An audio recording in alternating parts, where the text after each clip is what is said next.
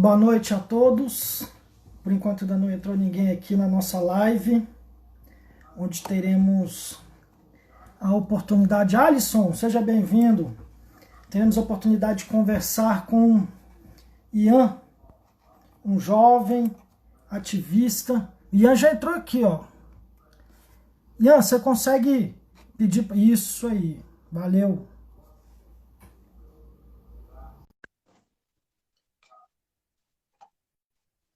Boa noite, Cida Moreira, seja bem-vinda. Luciene, Ian está entrando aqui. Luciene Maria. Boa noite, Ian, tudo bem? E aí, Márcio, tudo bom? Tudo bom, cara, é um prazer falar com você. Antes de mais nada, eu quero informar que eu estou de calça, não estou igual o ministro da STJ, sempre estou de calça. Eu também estou de calça. Você também está prevenido aí, né? Isso é ótimo. E é o seguinte, o Política Cotidiano, cara, é um canal que foi criado por mim e pelo professor James Bauer, que é o cara que lê mais rápido do mundo, assim, super aprendizagem. Ele tem um perfil que chama super aprendizagem. E a ideia do Política Cotidiano é que a gente possa desmistificar um pouco essa questão de falar sobre política, sobre temas que são importantes, mas que as pessoas têm um ódio profundo de discutir. Ou elas se posicionam de uma forma muito agressiva, ou elas se tornam inimigas. A gente está vendo isso, inclusive, com os grupos das nossas famílias, né? E aí a gente tem tratado diversos temas, racismo, homofobia, a questão política em si, o que é progressismo, sustentabilidade, ativismo. E aí, Ian, a gente pensou, obviamente, numa pessoa como você, para convidar aqui, você que é um ativista socioambiental, é um jovem que defende bandeiras que... Eu até estava falando com a minha esposa esses dias que eu me vejo muito no que você é, porque eu também já fui assim um dia. Então, assim, eu fico muito feliz de ter você aqui no Político Cotidiano, eu e o professor James Bauer. Espero que a gente possa ter uma conversa bacana e mostrar para as pessoas o papel do ativismo, a sua história, poder conversar bastante, beleza? Seja bem-vindo, meu amigo. Não, obrigado. Eu agradeço muito o convite, eu acho super legal esse propósito do Política Cotidiano. Eu acho que a gente está precisando bastante, né? Desde das últimas eleições, como você falou, né? A gente tem visto muito essa dicotomia e as pessoas brigando muito com vários amigos, vários entes queridos, e é interessante que, primeiro, política tem que ser conversada, tem que ser debatida, mas também não pode ser nesse nível de calorosidade, de animosidade, né? Tá todo mundo aqui de formas diferentes, né, de mundo, tentando trazer um mundo mais legal e melhor, né, dentro da visão de cada pessoa acredita, e é isso. Eu acho que política é justamente essa conversa toda, e é muito importante que a gente tenha isso difundido na nossa sociedade. Muito legal. Deixa eu te falar, o modelo de conversa é o seguinte, eu vou te fazer algumas perguntas, e aí no decorrer a gente interrompe um pouco as perguntas para fazer as perguntas do pessoal que está participando, que daqui a pouco começa a entrar, no início demora um pouquinho, mas daqui a pouco começa a entrar uma galera aí, e aí a gente vai fazendo essa interação. Pode ser assim, tá bom? Perfeito, perfeito. Então, beleza. Ian, me diz aí, quantos anos você tem, camarada? Eu tenho 18, fiz 18 nesse ano, em março desse ano. Responsabilidade, hein? Alcançou a maioridade. Só faltou dizer que você alcançou a idade da rede, 18, né? Tô brincando. Deixa eu te perguntar uma coisa. Você estuda, faz MBA? Isso, eu estudo aqui na Universidade de Brasília, eu estou no primeiro semestre de biotecnologia. Ah, bacana. E me explica aí, por que as pessoas têm uma certa rejeição a essa questão do termo ativismo? Explica o que é ativismo, só para a gente começar a explicar para as pessoas aí. Eu acho que ativismo, ele combina muito essa questão de ter um fundamento teórico, né, das ações, da filosofia que você segue, com a ação de fato. Uma pessoa que se diz ativista pelo meio ambiente, pela questão socioambiental, mas não repensa algumas das suas atividades cotidianas, do seu dia a dia, ela não é um ativista. Ela é uma pessoa que pode, né, gostar do assunto e saber falar do assunto, mas o ativismo vai além de você gostar e até mesmo defender aquilo para outras pessoas. É mais de você também, né, defender isso para a sua vida e levar isso como uma questão máxima, assim, na sua vida. Entendi.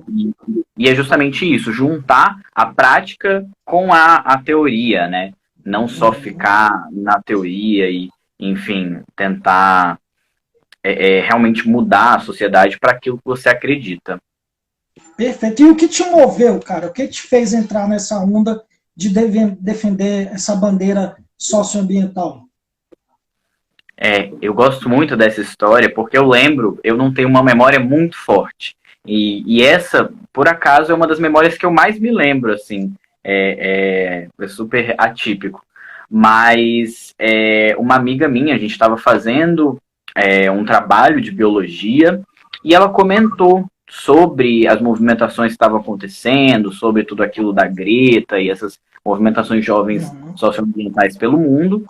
E eu sempre fui uma pessoa bastante politicamente ativa, desde, eu não sei como é que eu posso chamar, vou chamar de golpe, desde o golpe parlamentar, desde a saída da presidenta Dilma, eu comecei a me tornar mais ativo dentro dessas questões políticas e buscar, ir atrás e enfim, fazer todas essas questões e acompanhar esses debates, seja, né, no âmbito executivo, legislativo e judiciário, mas eu nunca tinha escolhido uma pauta em específico, né? Eu nunca tinha fechado com uma coisa, com a sustentabilidade, com a pauta social, a pauta de educação, igualdade, enfim. E aí, nesse dia, essa minha amiga virou e falou, tá tendo umas movimentações, e aí a gente leu, né, ela me mostrou várias matérias sobre isso, e aí eu me interessei muito, e aí me juntei com outras amigas, e a gente fez uma manifestação aqui em Brasília,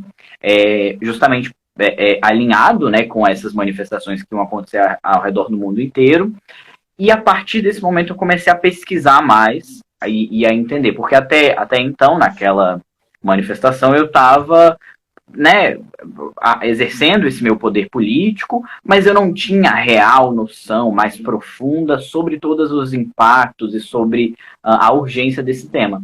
E aí, a partir do momento que eu comecei a entender a urgência do tema de mudanças climáticas, da luta socioambiental, foi aí que eu falei, não, eu gosto muito desse tema, é um tema que tange a minha realidade, né, que afeta diretamente ao meu futuro e assim, eu acho que é um tema super importante, super urgente, né, porque importantes todos são, mas é muito urgente. Se a gente deixar de, né, se descuidar e não conseguir cumprir as nossas metas para com a mudança climática, né, para combater a mudança climática, a gente realmente está falando de acabar com a raça humana. Então é uma coisa muito urgente. Eu cheguei até a participar de uma dessas manifestações com você, com Wesley, com o pessoal lá dos Jovens pelo Clima. Até botei no último TBT que eu botei lá no Instagram, botei essa foto, porque foi uma coisa bem bacana, sabe? As pessoas estavam lá participando, lutando por uma causa que é tão importante hoje, que é a questão da causa ambiental, né? E por que, mesmo sendo uma questão tão importante, uma questão que os cientistas já reconhecem como gravíssimo para o planeta, o aquecimento global, a possibilidade de haver degelos dos polos, nas calotas polares, as graves alterações climáticas em razão do efeito estufa e do aquecimento global também, isso já é tão evidente no meio científico. Por que ainda há tantas pessoas que são contrários ao movimento socioambiental? Por que são contrárias à defesa da causa do aquecimento, do combate ao aquecimento global e equilíbrio climático? Por que você acha isso? Por que as pessoas acham que a Greta, por exemplo, é uma menina doida, incoerente? Por que você acha isso, cara? Eu tenho, assim, eu acho que a primeira coisa que mais motiva, né, essa desmobilização é justamente não ser uma coisa que a gente consegue ver com tanta precisão. Quando você vê, por exemplo, uma pessoa passando fome na rua, quando você vê alguma, né, uma injustiça acontecendo, você vê aquilo de fato e consegue sentir com muita compaixão, né, com muita tristeza e se colocar no lugar daquela pessoa e tentar mudar aquilo. Quando a gente fala de crise climática e de mudança climática no geral e dessa luta socioambiental, é uma coisa muito etérea, é uma coisa que às vezes a gente aprende na escola, só que a gente aprende uma coisa muito catastrófica que vai acontecer daqui a muito tempo, né? E essa não é a realidade. Aí uma coisa que você falou muito, muito bem colocada é que é um consenso entre os cientistas. Eu acho que o segundo fator assim como na década de 60, se eu não me engano, as indústrias do tabaco, né, tentaram fazer com que o tabaco não fosse uma coisa ruim, né, tentaram desmobilizar as pessoas, né, que faziam ciência e que provavam que a nicotina era viciante, enfim. Eu acho que tem uma coisa muito grande dentro disso, dessas grandes empresas que lucram a partir do desmatamento da Amazônia e, enfim, da extração incessante de petróleo. Então, essas pessoas que estão por trás disso se aproveitam dessa sensação etérea do que é mudança climática, do que é essa luta, e consegue explorar isso de forma muito, muito fácil, né? Então, qualquer coisa é motivo para você desbancar, né? Sendo que, como você falou, é um consenso, não, entre o meio acadêmico científico, não há dúvida que as mudanças climáticas são causadas pelo homem, e pelo homem, por esse nosso sistema, enfim, e que elas vão levar a não só uma perda de biodiversidade, mas eventos climáticos extremos e, enfim, todas essas coisas horríveis. Entendi. Cara, é triste, né? Porque é uma questão que é tão discutida, já está quase que universal, é uma coisa que é tão evidente, as pessoas ainda insistem em não se posicionar, e quando se posicionam, muitas vezes posicionam de forma, no sentido de contrária às evidências, né? É muito louco isso, né, Ian? E você percebe no seu meio, assim, a gente tem uma história muito bacana da mobilização da juventude pelo mundo, né? Sempre houve isso. A juventude sempre exerceu um papel fundamental. Já dizia o Gonzaguinha que eu acredito na força da rapaziada e eu acredito muito nisso. Mas você tem percebido que os jovens eles têm, de alguma maneira, se afastado do ativismo ou têm se aproximado dos movimentos ativistas hoje em dia? Tem tido alguma bandeira? Qual a sua percepção disso, no seu meio? Eu acho que a gente está melhorando. A impressão que eu tenho, no geral, é de que a juventude está cada vez mais se engajando com essas pautas, e não só com pautas específicas, mas entendendo que essa luta é uma luta transversal. Por isso que eu gosto muito, quando eu vou me apresentar, eu não me apresento como ambientalista, eu me apresento como socioambientalista, porque além dessas questões, né, naturais em si, de árvores, enfim, a gente tem toda uma questão social por trás, que assim, extremamente ligada à questão ambiental. Então, eu acho que isso, essa percepção de que está tudo conectado e que a luta negra se une com a luta socioambiental, quando a gente fala, por exemplo, periferias que se acomodam nos morros, são as primeiras a caírem quando vem a chuva, ou então a população ribeirinha é a que sofre quando tem seca nos rios. Então, eu acho que com essa percepção maior que a nossa juventude está tendo de que essas lutas estão conectadas, a gente vai cada vez mais engajando esses jovens na luta. E como você falou, a gente tem um histórico, e isso não é de agora, né? Talvez por ter sido uma das maiores, né, um dos maiores levantes, junto com a Greta, as pessoas podem achar que, né, é a primeira vez que isso está acontecendo, mas isso não é a primeira vez que a juventude se une e luta junto por uma pauta. E é justamente por causa disso, a juventude é o motor. das transformações do mundo, né? Porque muitas das pessoas que fazem as nossas leis e, enfim, que nos governam, elas estão muito bem do jeito que elas estão. Então, para elas não é interessante que nada seja mudado. Então, tem que ser a juventude, que para a gente não tá bom e para vários outros não estão, que tem que levantar essas pautas. Então, eu gosto muito de justamente Cara, ter essa percepção. A juventude é essa engrenagem da mudança, né? Eu acho que é fundamental, cara. A sua percepção de necessidade por luta é fundamental, sabe? Eu acho isso muito legal, eu acho que isso serve como exemplo e referência para um monte de gente. Eu vou ler aqui alguns comentários, Ian. Algumas pessoas me mandaram mensagem aqui dizendo que estão tendo dificuldade de entrar na live. Isso acontece, já aconteceu algumas vezes, mas isso acontece, é normal. Não tem problema, pode ficar tranquilo que a gente logo deve ter uma quantidade maior de pessoas e também o pessoal nos segue no YouTube. Depois eu vou te mandar o vídeo pelo YouTube e o Política Cotidiano no YouTube também está disponível para todo mundo. Eu vou ler uns comentários aqui. Agradecer a participação do Alisson, da Cida, da Luciene, Tavo Prado, valeu galera, Andréia Ferraz, professor James Barro, que é o super aprendizagem aqui, Música para a Vida, está aqui também, Gideon Alberto, boa noite, Gideon, mandou um abraço aqui para você também, ele é de uma cidade que se chama Gameleiras, fica no norte de Minas Gerais, uma cidadezinha que eu amo, cara, que é a minha segunda casa, e lá também a gente já teve algumas atividades de mutirão de plantio, a gente está brigando lá agora porque em pleno 2020, no meio de uma pandemia, um grupo de vereadores resolveram dar reajuste de salário, tá maior confusão, a gente está brigando por essa causa lá, para você ver como que é complexo a engrenagem no nosso país, né, cara, é muito grande. Vamos continuar aqui, tem o André Fortuna fazendo gracinha, amigo meu, tá mandando, dizendo um monte de besteira, me chamando de lindo. Obrigado, Decão. Vamos lá, quem mais? Se alguém fez mais algum comentário. Natan.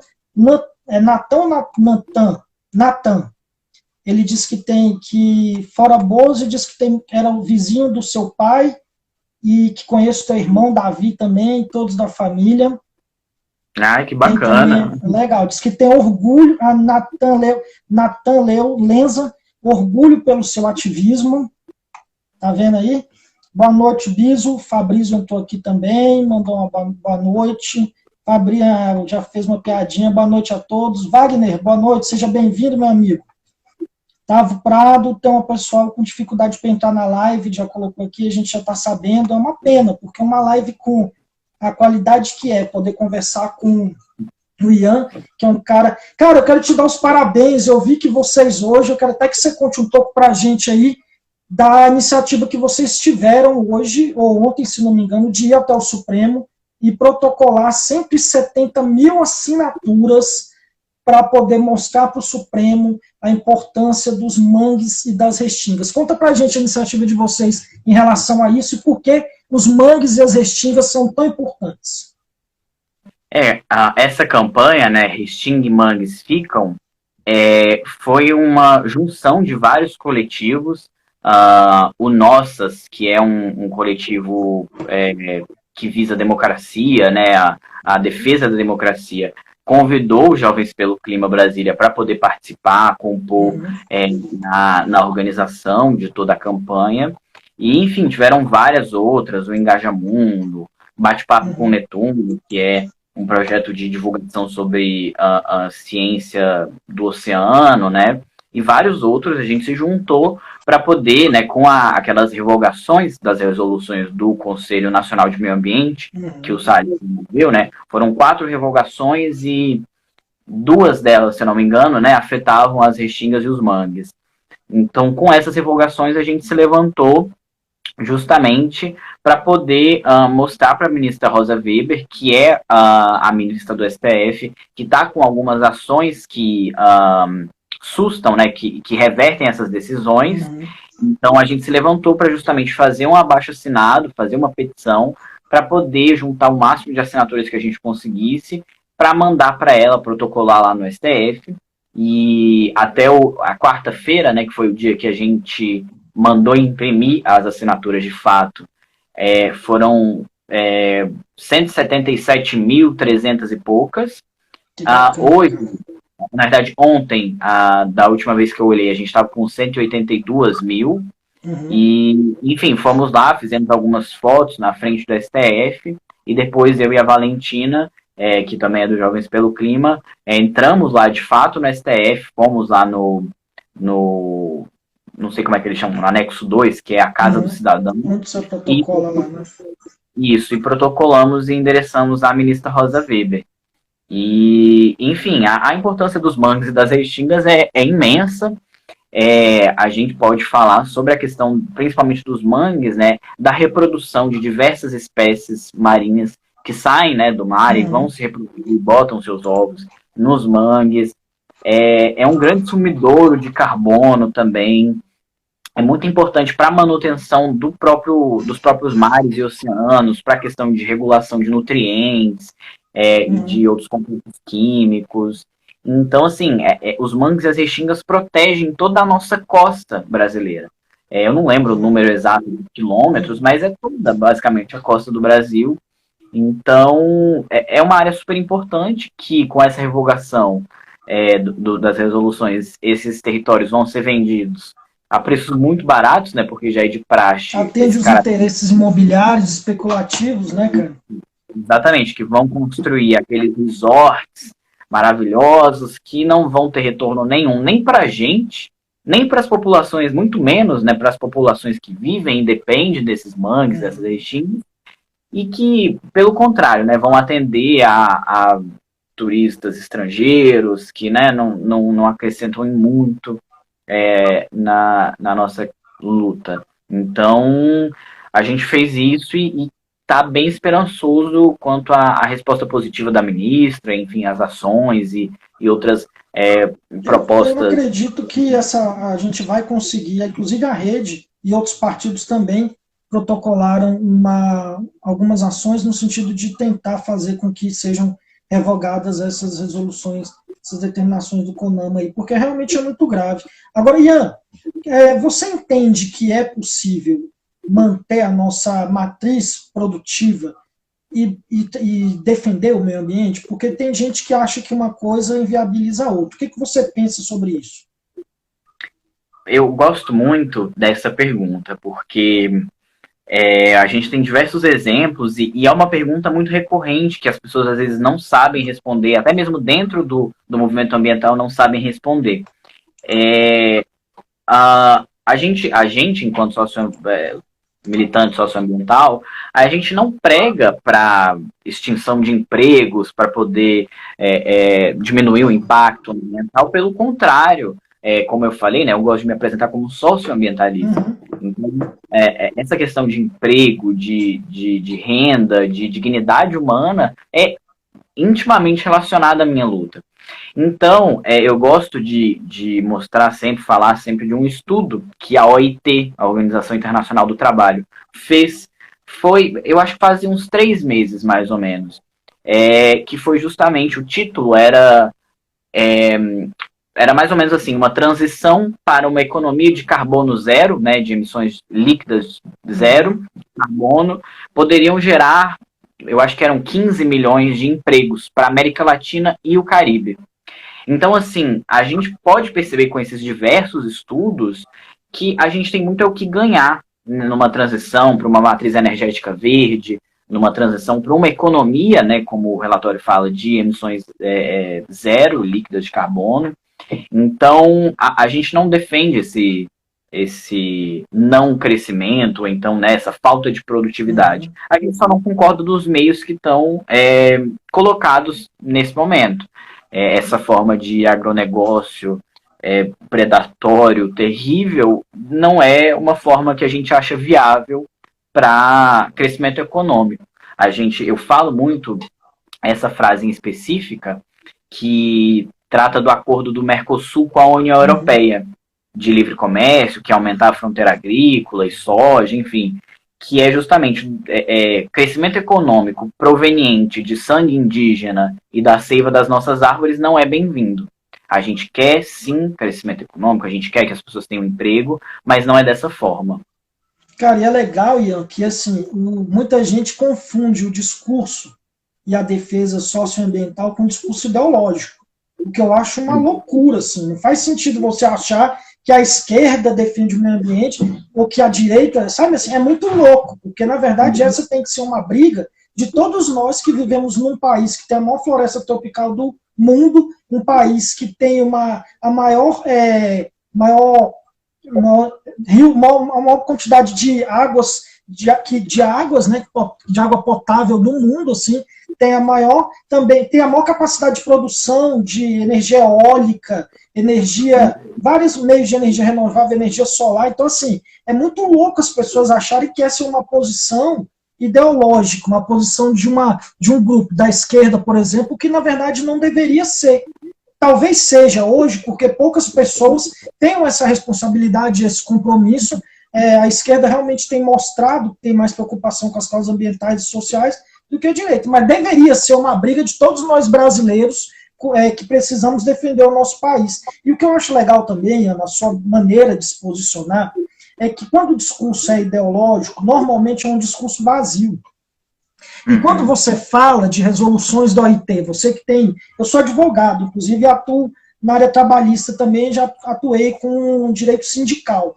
E a gente leva muito em consideração as resoluções da OIT, por exemplo, a resolução 87, que fala do sindicalismo, assim por diante. E quando você fala de resolução de OIT, e fala de pesquisas, e fala de referências bibliográficas e científicas, você nos enche de orgulho, porque mostra que muito mais do que um discurso ideológico, é um discurso profundo, um discurso de quem, com 18 anos, realmente sabe o que fala, sabe o que defende. Não é um blá blá blá, não é uma sacanagem de juventude, não é uma palhaçada à toa, uma bandeira que amanhã você muda, é uma coisa que está arraigado na sua vida, né, na sua história jovem de vida, e que você tem feito muito bem. Eu quero até ler uns comentários aqui, porque já vi que tem gente elogiando, inclusive minha esposa te elogiou, já estou começando a ficar até com certo ciúmes, viu? Esses dias ela falou, nossa, filha, é tão bonitinho. Eu falei, meu Deus, agora eu vi. Olha só, quero mandar um abraço aqui para o Paulo Moraes, Paulão, diz que já está aqui, eu estou aqui, Dedé, Alisson, temos que ter um ministro do meio ambiente de verdade, Natan Lenza, eu acompanhei essa entrega de assinaturas, valeu, Natan, muito importante, viu? Essa participação é fundamental. Alisson, Salles responderá por crime contra a humanidade. Quero agradecer a presença aqui do Eduardo, da Cida Moreira, também ela de Gameleiras, uma grande amiga, ela se formou agora em Direito, faz um trabalho fantástico lá na Faculdade de Mato Verde.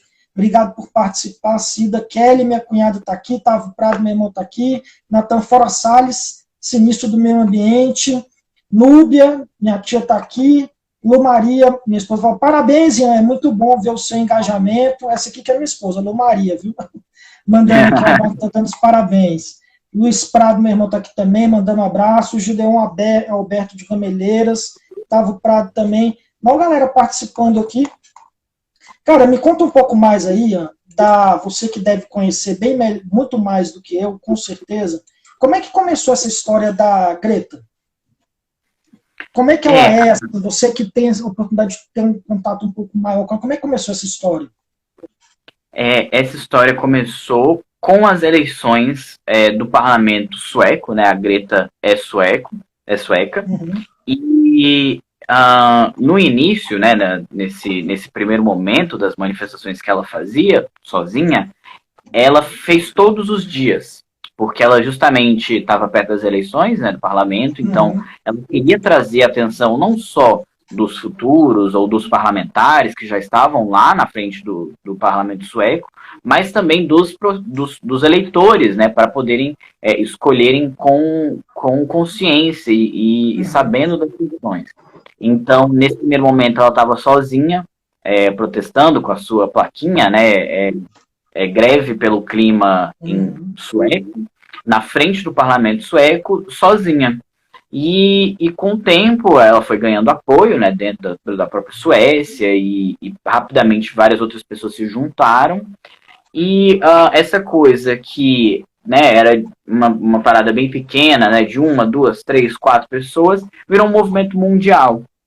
E uma coisa que você falou justamente, essas questões das referências bibliográficas, o movimento em si, ele preza muito pela defesa da ciência. Tudo que a gente fala, que a gente se posiciona e que, enfim, a gente coloca dentro como pauta do movimento, é muito bem alicerciada por argumentos científicos. A gente tem, a nível internacional, os Cientistas pelo Futuro, né? Scientists for Future, que são um grupo de cientistas alemãos, e tem vários outros, mas a maioria é alemão, que nos auxiliam nessa questão teórica mesmo, porque, é como você falou, a gente não está falando palavras vazias e que não tem muita prática, né?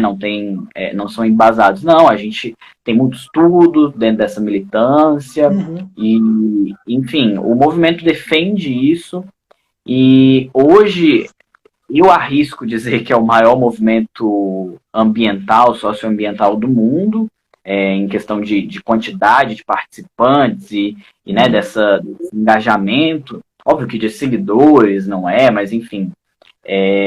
E é justamente nós conseguimos nos unir para poder pautar isso independente do país ou da realidade, né? Para poder conversar enquanto juventude sobre o nosso próprio futuro. Aqui em Brasília tem muitos jovens engajados no Jovem pelo Clima, Ian? A gente não tem muitos, mas a gente tem uma galera, uma parcela significativa, assim. A gente conseguiu fazer no ano passado, no dia 20 de setembro do ano passado, a gente fez uma manifestação bem grande, com umas 5 mil pessoas. Participei, a Marina estava lá, inclusive. Eu participei, foi muito legal, muito bacana. Parabéns pela mobilização. Então, assim, com a pandemia, ficou um pouco mais complicado, né? E agora que quase todos nós somos universitários, né? A galera que começou o movimento aqui em Brasília, ficou muito mais difícil para a gente poder tocar as coisas. Então, a gente está se reestruturando de novo para quando voltar tudo ao normal, a gente ter uma força gigantesca, tem vários projetos que vão sair do papel, mas é basicamente isso. E hoje... é muito interessante ver a força que todo o movimento tem, né? Não só em Brasília, não só no Brasil, mas a nível mundial. Há umas 4 semanas atrás, estava a Greta e a Luisa Neubauer, que é uma das mais importantes ativistas também lá na Alemanha, se reunindo com a primeira-ministra, eu acho que da Alemanha, que é a Angela Merkel. Angela Merkel. Então, é uma coisa incrível da gente ver, né? O Bolsonaro chamou, né, a Greta de pirralha. Então, assim, essa pirralha tá fazendo muita coisa, de todos esses outros pirralhos, né? Estão fazendo muita coisa. Então... Sem dúvida. Cara, nas conferências do clima, a Greta é super respeitada e ouvida. Nos encontros dos países na ONU, a Greta é super respeitada e ouvida. Então, assim, vocês têm conseguido mostrar, cara, que o espaço é de vocês, que precisa lutar por essa causa, e independente da sua idade, do seu gênero, da sua orientação sexual, da sua etnia, da sua raça, do país onde você vive, é possível lutar pela defesa do socioambiental. É possível, é mais do que possível. É necessário lutar, e vocês têm feito isso muito bem. E deixa eu te perguntar, vocês têm conseguido se conectar, vocês se conectam pelo mundo inteiro, ou como que é feito essa articulação aí? Graças à internet, sim, a gente tem um contato muito grande. A gente tem vários grupos no Telegram, né, que é aquele outro aplicativo de mensagens. Vários projetos de vários lugares. E vários internacionais, né, que nos conectam. Então, assim, se eu quiser falar com algum representante, alguma pessoa do movimento em Uganda, eu consigo falar. Se eu quiser falar com alguém da Finlândia, eu consigo falar. Se eu quiser alguém da Filipinas, eu consigo falar. Então, é muito bom também, porque a gente consegue ter essa troca de informações muito rápido. Então, às vezes, alguma coisa que está acontecendo aqui no Brasil, a gente consegue rapidamente fazer com que esse tema ganhe muita proporção, né? Então, é incrível a gente ter essa conexão e saber que tem mais gente, não só né, nos países que tem uma tradição, né, de sustentabilidade, ou que tem muitas florestas, enfim, que estão lutando para isso. tá todo mundo lutando. Tem uma frase que a gente usa muito que a crise climática não tem fronteiras, não tem barreiras, né? Então não vai ser construindo um muro, você vai separar, né? Aqui tem crise climática e aqui não tem. Quando ela chegar com mais força, porque a gente já está vendo, né, vários eventos, ela vai chegar de uma vez e é independente se você é Europa, se você, enfim, é óbvio que tem lugares que vão ser mais afetados, mas todo mundo vai ser afetado uma hora. Sem dúvida. Cara, eu lembro de você também, e eu acho que essa força da juventude, essa ousadia, essa coragem tem um efeito muito positivo e emblemático, assim, sabe? Eu vi você entregando numa audiência pública no Congresso a estátua de Exterminador do Futuro para o ministro Salles. Foi a maior confusão, os seguranças juntaram lá em cima de você, e você com o troféuzinho lá do Exterminador do Futuro, que era muito fera, assim. O que te mobilizou, cara? Você não ficou preocupado de de você levar uns tapas lá dentro do Congresso? Ah, não, eu não fiquei. Eu acho que isso era a última coisa que eu estava pensando que poderia acontecer, assim. A gente estava no Congresso, apesar de a gente ter, né, vários históricos da violência policial, mas dentro do Congresso Nacional eles nunca fariam qualquer coisa parecida. Porque a gente estava no Congresso Nacional e vários parlamentares lá que me apoiavam, então eu fiquei com pouco receio nessa questão, né? E assim, foi uma coisa super legal, foi uma experiência super legal de ter feito, de ter vivido. O prêmio, a estátua foi feita por um artista de São Paulo, o Mundano, que ele faz várias pinturas e várias artes muito legais mesmo. Ele faz um tempo já ele fez uma pintura num prédio de São Paulo com a lama de Brumadinho e de Mariana, com os rostos assim, simbolizando as vítimas. Então ele selecionou várias cores de terra, da lama para poder fazer. Ele é um artista fenomenal. E aí ele pegou esse boneco do Arnold Schwarzenegger, que era um action figure, né, um bonequinho real, e adaptou, botou uma gravatinha, botou um óculosinho, pintou o cabelo mais ruivinho, e aí me chamaram, né, nessa vida de ir para o Congresso, para algumas audiências públicas e ter esses projetos. Eu conheci muita gente e uma dessas pessoas me chamou um dia e falou: olha, eu acho que você é a pessoa perfeita para poder fazer isso, porque você é jovem, você já milita dentro da luta socioambiental, então assim, você tem todo as características necessárias para poder ter o lugar de fala, para poder fazer isso. Então a gente planejou, porque o que as pessoas várias vezes me contam é que parece uma coisa muito... um adolescente louco invadiu o Congresso e fez aquilo, mas não, teve todo um preparo, teve todo, né, uma questão. Eu tinha um advogado lá na hora, caso desse alguma coisa de errado, e enfim, desde então, né, o Salles só tem provado cada vez mais que ele mereceu e muito aquele troféu.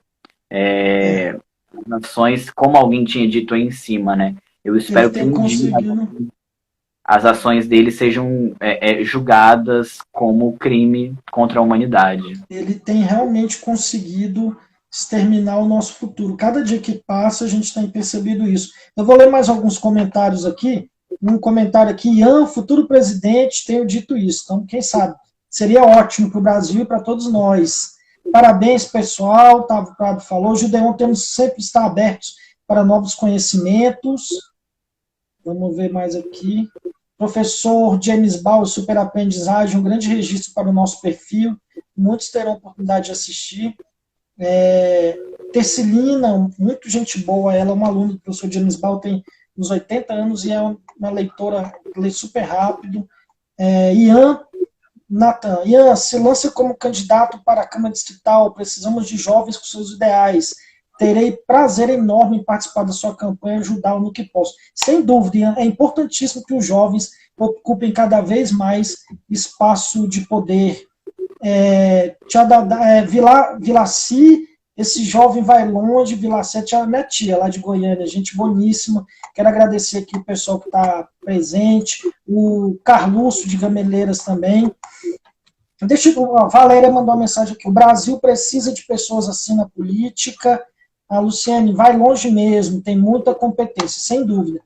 Cara, e deixa eu te perguntar uma coisa, você sofre muita reação negativa? Você sofre muita represária, agressões, xingamentos no seu dia a dia, nas redes sociais, assim ou não? Como é que é essa relação com as pessoas têm em relação a você? Olha, eu sempre, desde a época da entrega do prêmio, eu aprendi que eu sou uma pessoa que me comove com muitas coisas, né? Então, assim, eu sou bem fácil de criar uma empatia muito grande, de viver aquele sentimento. Então, se alguém vai lá e fala alguma coisa, eu fico bem ressentido e isso não é legal para mim. Então, desde o prêmio, eu parei de olhar essas questões negativas e e justamente tento não olhar para essa parte, né? Tem, sei lá, 30 comentários, tem 29 me elogiando e agradecendo e falando super coisas legais, e aí às vezes a gente se pesa por causa de um, né? Então, assim, hoje é bem pouco, é bem raro que aconteça de alguém falar alguma coisa. Na época lá do prêmio teve alguns comentários, mas como eu falei, eu nem olhei assim, então eu não tenho grandes problemas com isso, não, assim. É, as redes sociais inventaram uma coisa super legal, que quando a pessoa está sendo respeitosa, né, a gente bloqueia. Eu sou super aberto ao diálogo, mas a pessoa também tem que estar aberta ao diálogo, né? Se a pessoa vem só para xingar, só para comunista financiado pelo Jorge Soros e a pirralha, aí não é legal. Então, não dá, né, cara? Não dá nem para promover um debate. Fica difícil quando a pessoa começa a dialogar com você e já vem com esses arquétipos, esses estereótipos de que tu é comunista, ou então com esse fake news de que é patrocinado pelo Jorge Soros.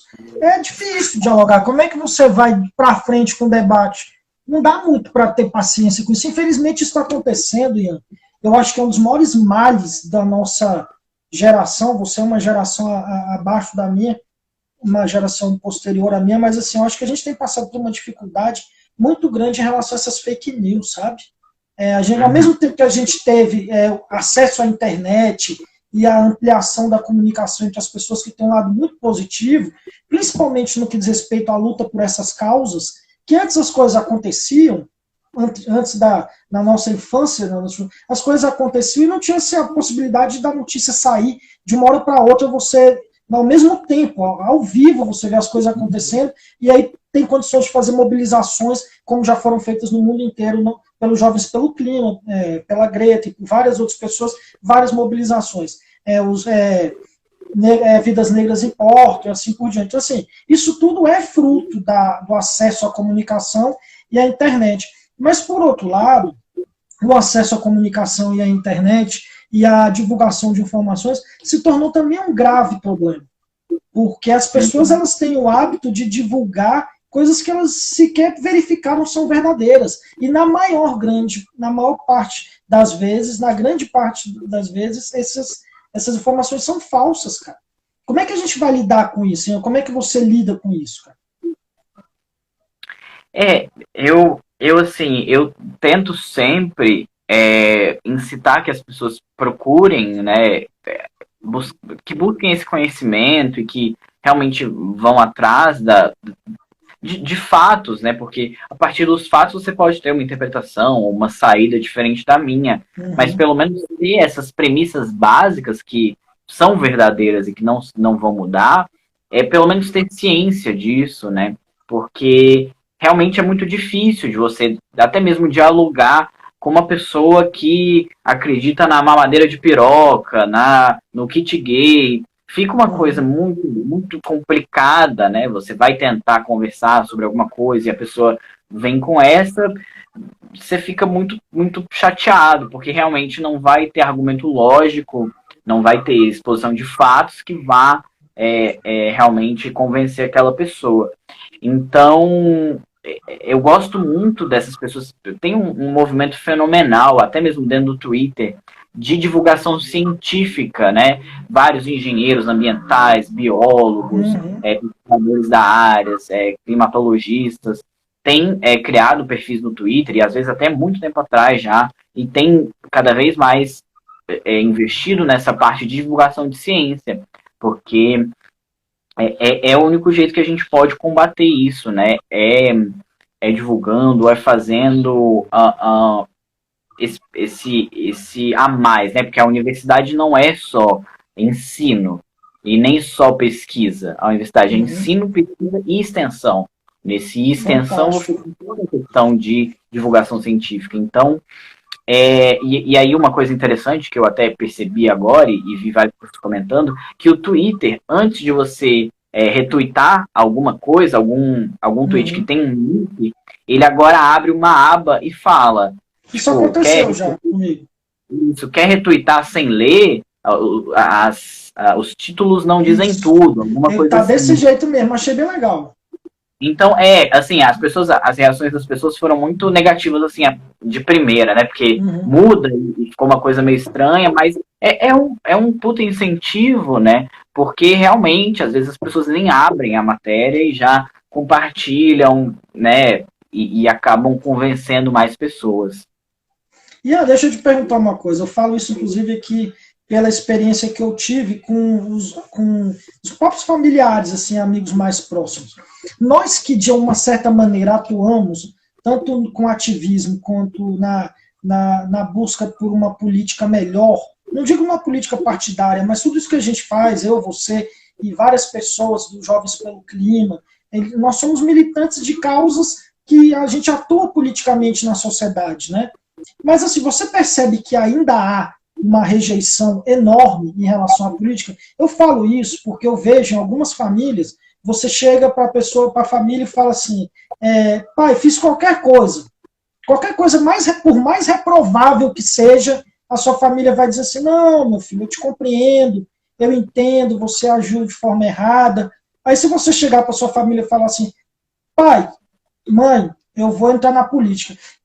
Que é isso? Você tá enlouquecido. Isso é um lugar... Você não faça isso não, meu filho. Isso é um lugar de bandido. Já aconteceu isso com você? Como é que seus pais reagem com as suas atividades de militância, de ativismo, de mobilização social? Como é que eles veem isso? Eles te compreendem?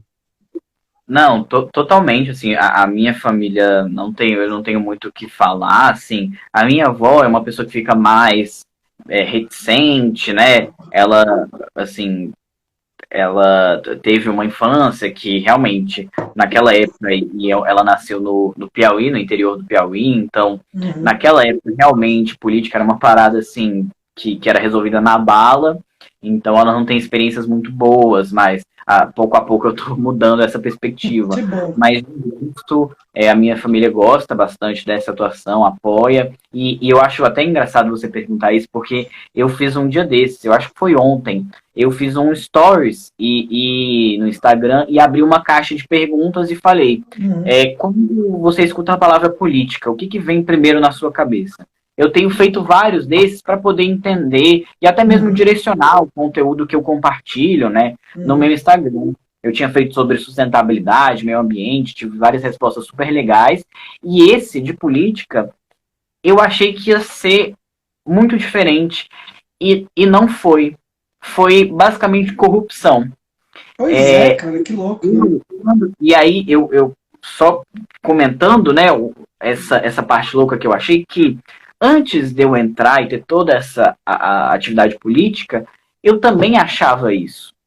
Quando, né, eu pensava em política, com certeza eu ia falar corrupção. E aí depois, com esses 2 anos, né, já de atividade bastante política, eu falaria outra coisa. Eu acho que eu falaria, sei lá, participação, eu falaria governabilidade, eu falaria, tipo, inclusão, debate. E, assim, tiveram algumas pessoas que falaram isso, mas a maioria esmagadora falou corrupção. Então, eu acho que a gente tem que começar, e aí, como você falou, né, o propósito do política e cotidiano é justamente né, aumentar esse contato das pessoas com a política. Eu acho que esse é o primeiro passo para a gente reverter isso. Óbvio que existe corrupção, existe, a gente não pode negar isso, mas não é só sobre corrupção. A gente tem uma bancada incrível no Congresso Nacional que não é corrupta. Óbvio que aquela maçãzinha podre vai estragar as outras e vai estragar essa imagem. Mas a gente tem muita gente muito boa fazendo boa política. E a gente precisa Com reconhecer certeza. né, amplificar essas candidaturas, essas pessoas. Então, eu acho que a gente só tem a ganhar, né, com essa participação, com esse aumento da participação popular dentro da política e transformar a gente realmente num sistema participativo de política.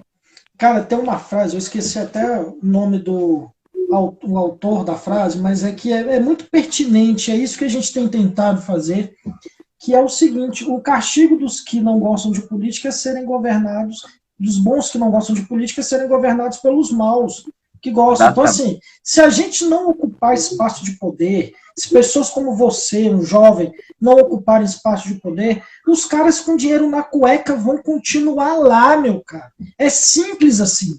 Não adianta você fazer um estardalhaço no Twitter, no Instagram, no WhatsApp, onde for, se você não estiver disposto em se colocar a ocupar o espaço de poder. Não digo nem partidariamente, mas eu digo assim, ir para a rua, apresentar 177 mil assinaturas, igual vocês fizeram, Jovens pelo Clima, para poder lutar contra a destruição dos mangues e das restingas, sabe? Esse tipo de coisa que eu tenho percebido, assim, pessoas como você mobilizam outros jovens, Ian, eu acho isso fundamental, porque eu confesso, estou te falando até como amigo de pessoa que a gente já teve a oportunidade de conversar, cara, eu tenho me sentido um pouco deprimido com, assim, com uma participação um pouco menor da juventude, sabe? Eu tenho visto as pessoas se afastarem mais. Aliás, quando eu e o professor James Ball quisemos criar o Político Cotidiano, foi durante a pandemia, é bem novinho o Político Cotidiano, mas a gente estava percebendo que estava acontecendo uma coisa muito estranha. As pessoas estavam, parece que estáticas, atônitas diante de tudo que estava acontecendo,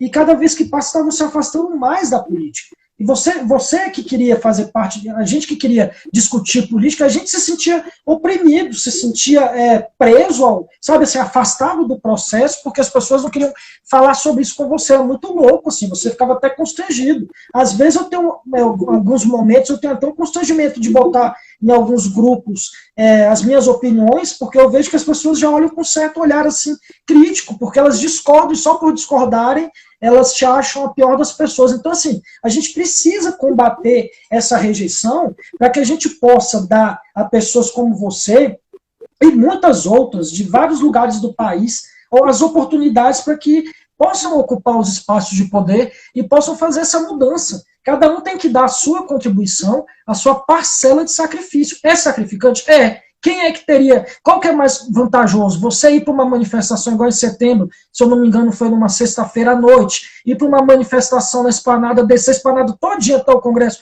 numa sexta-feira à noite, ou fazer uma live no Política Cotidiano aqui 19h30 para falar de política ou tomar uma cerveja? Não é muito mais agradável você estar com a caneca cheia de cerveja ou de vinho? Eu tenho que botar água, mas assim, faz parte, é a nossa parcela de sacrifício. E você, Ian, tem feito isso de uma forma muito bonita, encorajadora, que serve como exemplo para todos nós. Tem mais algumas mensagens aqui, ó. Valéria Eugênia. O Brasil precisa de pessoas assim na política. Luciene, vai longe mesmo, tem muita competência. Ô, Luciene, eu vou falar com a Luciene, eu tô achando esse negócio muito... Tô brincando. Moni Cesleli. Admiro muito atitudes do bem, parabéns, que você continue essa batalha e não se contamine com essa maldade dos nossos líderes. Continue sendo a diferença. Natan, claro, quando atingirmos maioridade, porém você faz muito melhor que tem título de deputado e nada faz. Parabéns, meu jovem.